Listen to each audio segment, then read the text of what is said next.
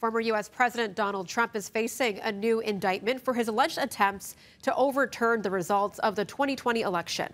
Brian Abel joins us from the White House. And Brian, you are looking at what's different about this case.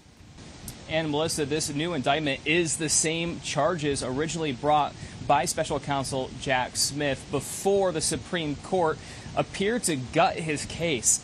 This time, however, the new filing, the former president will not face a jury before the election.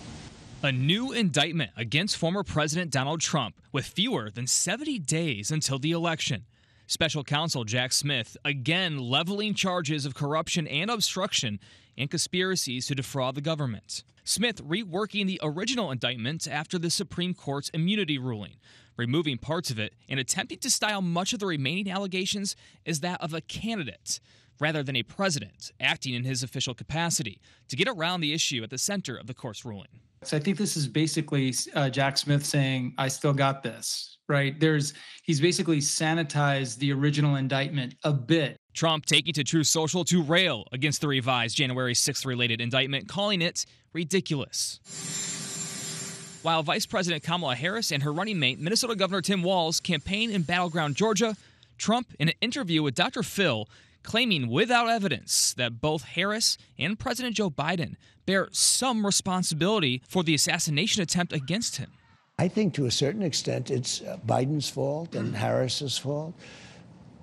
And I'm the opponent. Look, they were weaponizing government against me. They weren't too interested in my health and safety. They were making it very difficult to have proper staffing in terms of Secret Service.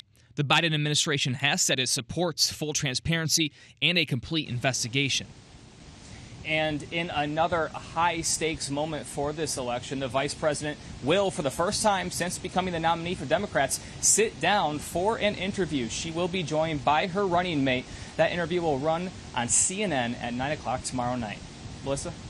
And Brian, there is a newly released video of former House Speaker Nancy Pelosi on January 6th. What are we learning from it? Yeah, this video was actually taken by Pelosi's daughter and gives us a look at January 6th through the Speaker Emeritus' eyes. There is one moment where she shows her frustration for then President Trump. Take a listen. There's a domestic enemy in the White House. And let's not mince words about this. So the raw, unfiltered, real-time reactions from Pelosi, and at another point, she also says what he did to the Capitol and to the country today, he's got to pay a price for that. Melissa? Okay, thank you, Brian. That's Brian Abel reporting from the White House.